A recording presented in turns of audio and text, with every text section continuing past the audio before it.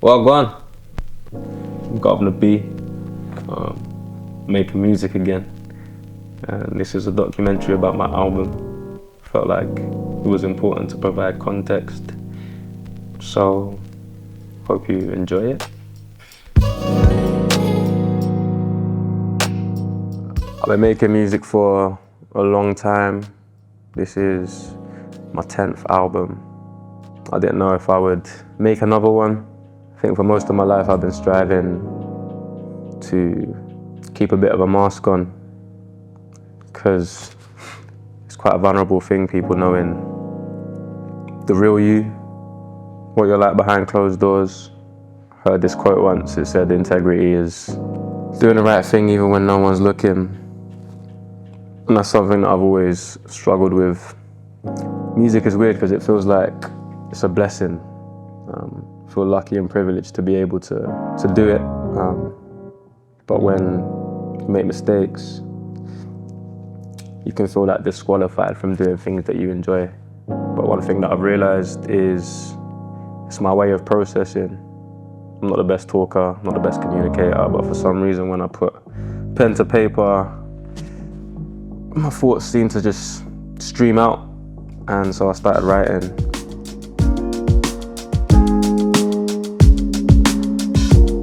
And the energy that I try to capture on this album was kind of me as this 17-year-old kid that just discovered music and was recording in his bedroom and doing really well with limited resources.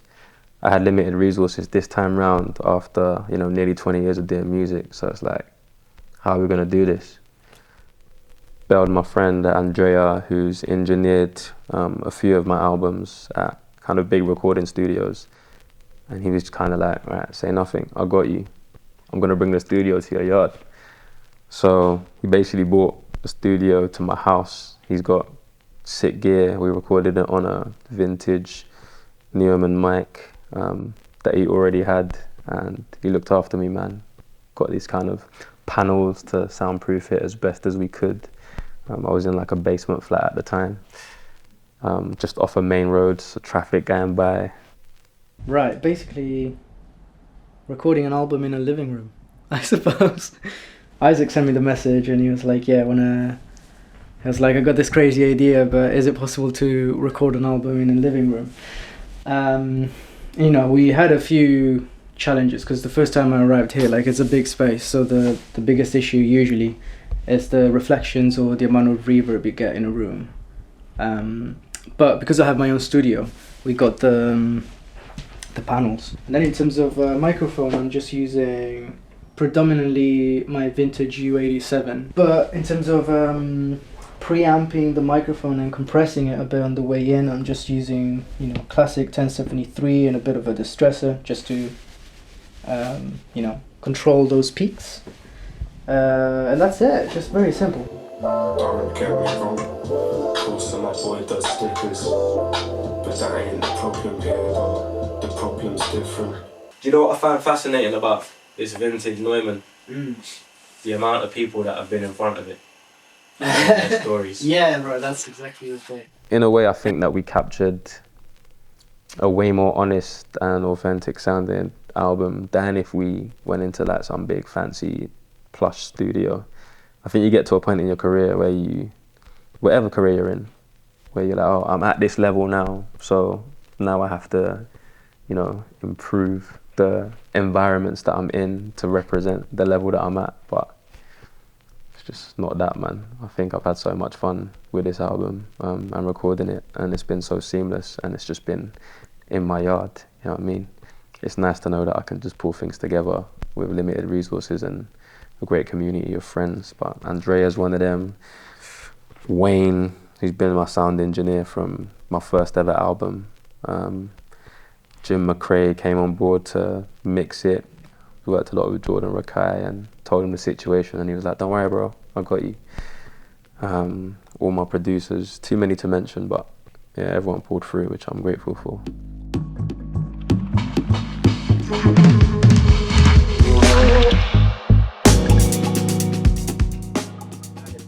Miles away, Shame it made me feel isolated. Opened up, chose to hide away. Hand up on the shelf, thick skin. Teeny weeny bit less track. A tiny bit less track. That's feeling good though. You don't want no reverb or nothing, right? Nah, I like it dry. You could put a touch. You can hear me, right? Yeah. Put a touch, but it feels cool. Yeah. To tell the truth, I've been hiding all these secrets. Knocking is a beat that I got from kind of jazz producer called Quinn Alton ages ago, and it had this kind of in the chorus, and for me it straight away resembled like how demons and things that you're trying to like move away from and distractions, sometimes they never ever go away. They're always like knocking at the door, but you've got a choice as to whether to open that door and let them in or ignore it, do you know what I mean, and do other things. So that's how we opened up the album, because it felt like the right tone.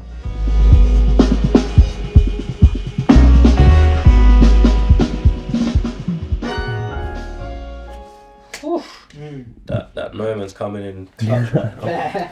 Didn't sound like that on the SM7. No. You soloed that verse. I love the SM7 still. No disrespect. No disrespect. It'll be good to just listen front to back. Yeah, I was thinking. Thanks, bro. Big ups, my bro. Well done, bro. Well done you, man. Yeah, let's save that. I'm gonna grab a quick sausage roll. You want one? Sound-wise, this is more in a jazz rap space, which is something that I flirted with but not fully delved into. There's just something about just real, honest music with live instruments. So we've got live drums, we've got live bass, we've got a choir on there. And it's because a lot of that kind of music got me through some really rough times. I was listening to people like Johnny Coltrane, Laura Kana, Ezra Collective, and I wanted to tap into some of that authenticity and some of that honest feeling. And anything not transformed, that just gets transferred. Woo! That felt sick. I think the tone is so much better. Yeah. Give me just 1 second to do it. Yeah, cool, man. That felt hard. Much better than yesterday, man. Zoning. Alright.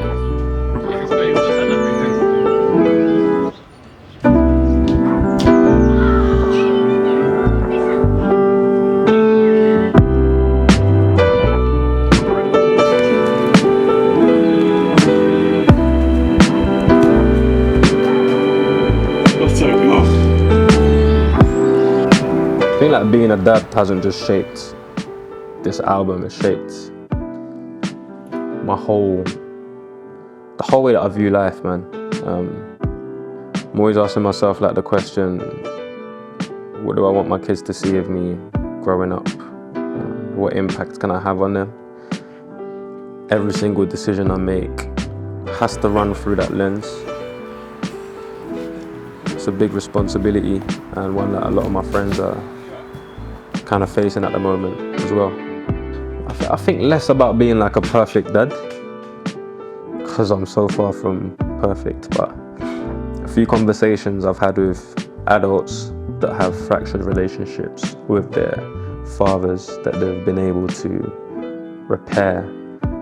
One word that always comes up is like presence. A lot of people don't really need their parents to be perfect. They just need them to be present and as honest as possible.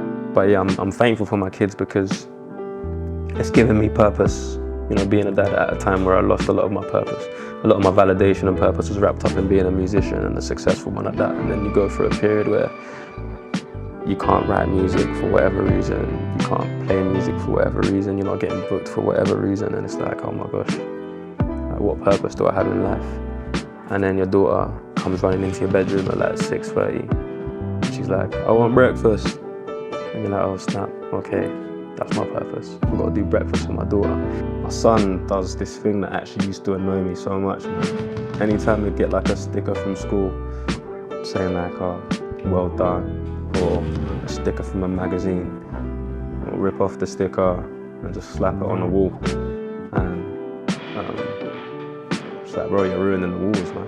Do you know what I'm saying? Just got random flipping bluey stickers plastered all over my walls at the crib, and I used to take them off and get really annoyed and kind of tell him not to do that. But now I just leave them there, just because for me, you know, I'm with my kids half the week, and when they're away and I see this sticker on the wall, it's become like a reminder for me that, you know, I've got children that I'm raising, and it's important to not be a perfect dad, but to be a present dad. And now they act as a visual reminder that this is a big responsibility that I have to take seriously. So that's why I call the song Stickers on the Wall. I used to judge my dad, then I realized we're one and the same. Both of us trauma track stars, yeah, that's both of us running from pain. Can't see the forest, but I see the trees. Dad, speak to me. Let me try to hear that. Didn't chat to my boy Joel for a while. Never actually worked with him, but he's a good friend. Went to his studio in East London before we even opened up the laptop. He asked me what life's been like over the last couple of years, started to share. We had like a deeper meaningful for a couple of hours. And then he opened up the laptop and he was like, right, let's make a song. First line that came out was, made my bed, now it's time to rest my head. Just went from there, really. Go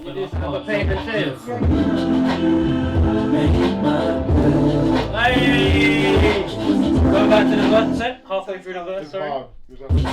And I am justified in all I've heard that of course the next time will be the last time. So I'm more for the pain, I'm more for the shame, I'm more for the fact my life will never be changed. Can be a bit of a longer note, right? Then I think that's what it needs. I looked at my shadow, then I looked at myself.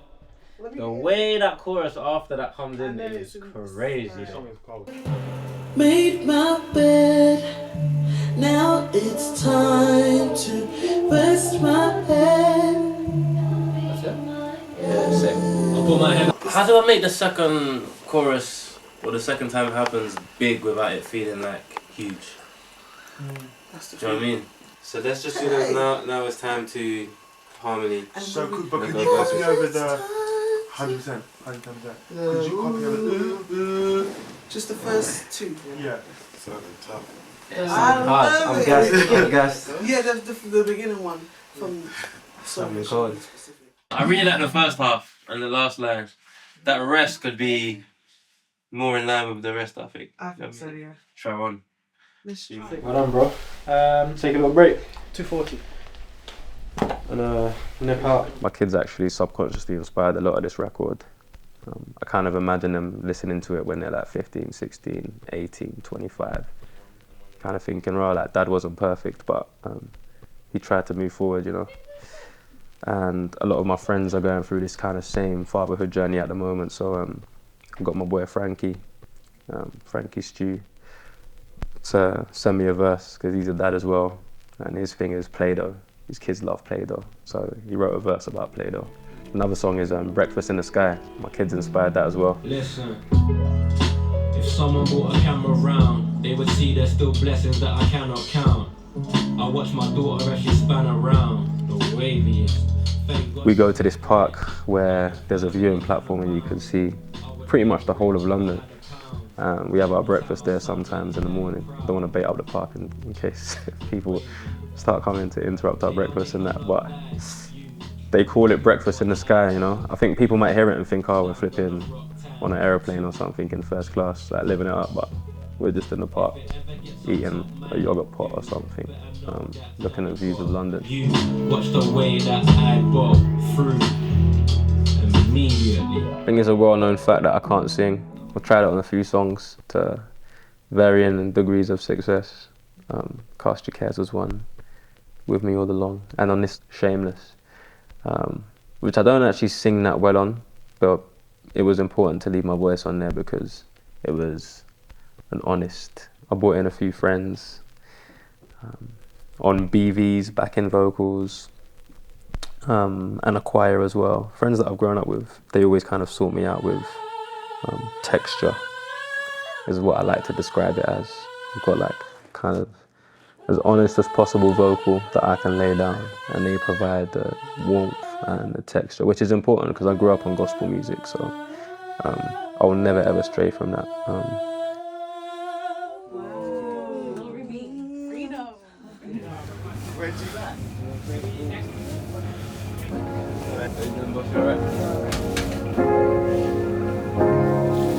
The album's about accountability essentially, which is something that I've never really been that good at taking. But it's also about holding two things at the same time. You know, on the one hand, I'm accountable for my contribution to any mess that I've landed myself in. But on the other hand, I've also got the opportunity to be redeemed. You know, no one's above accountability and no one's beyond redemption. I think just as a society, we're not very good at holding two opposing views at the same time. But so much of life is wrapped up in that. There's not a lot that's black and white. It's all grey, you know? This album ain't a story with like a bow on it. It's not a success story. It's also not a woe is me kind of thing. It's just for anyone that has landed in a place where they're like, flip, how did I get here? Like, how did I mess up my life so much? How have I made these decisions? You're looking in the mirror and just can't believe that this is your life that you're living. It's for anyone that's ever hidden something, anyone that's battling stuff in private.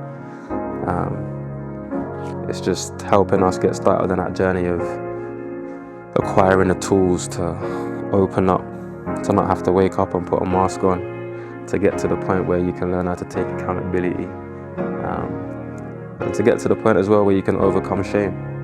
I grew up going to church all my life. Basically, one thing that I started to notice is that when people would give their stories, share their testimonies, we called them, they would always talk about their past in like, retrospect. So, I used to do this, I found faith, and now I'm like this.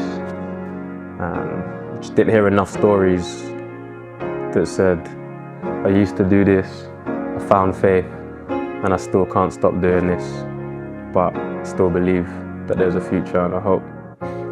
And that's where I'm writing from. I teach at a music university, and one of the things that we talk to the students about is dissonance. And I think Healing Power is a good example of dissonance because the beat is like vibey. I always try and bring some of my Ghanaian culture.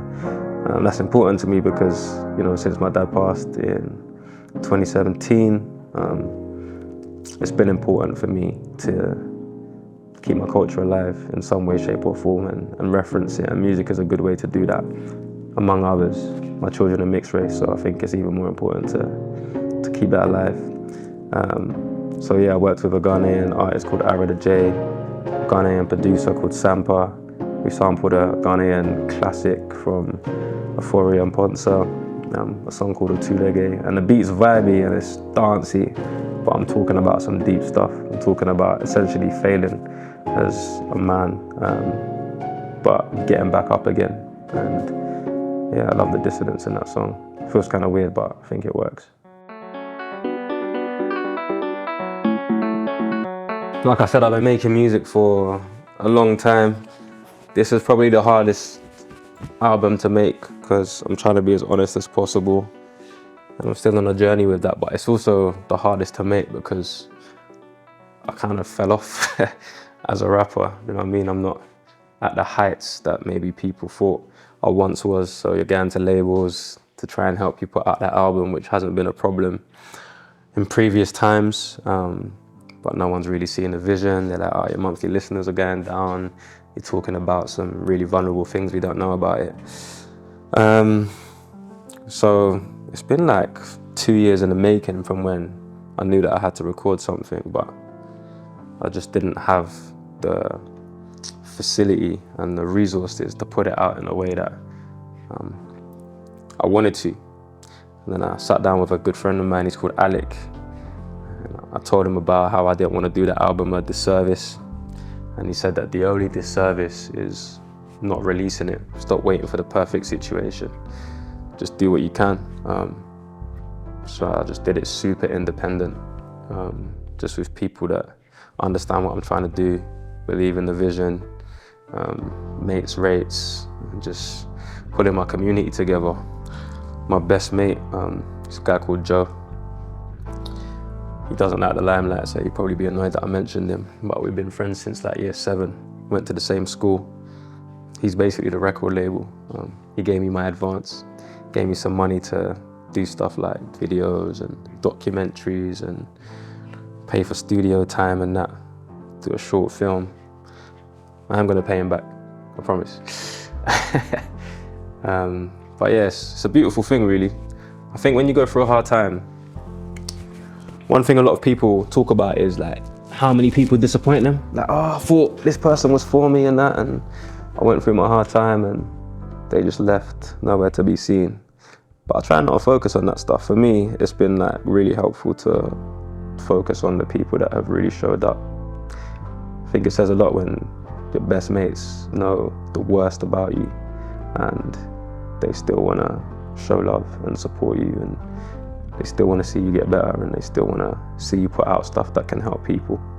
And yeah, Joe's one of them people for sure, and I've got a lot of them in my life that I'm thankful for. So yeah, my brethren, my friends on my record label on this run, thank you. I'll make you your money back soon.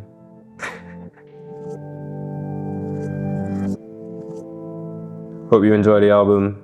I don't really know what happens from this point forward, but if it's for you, I hope it helps. No one's above accountability, but no one's beyond redemption.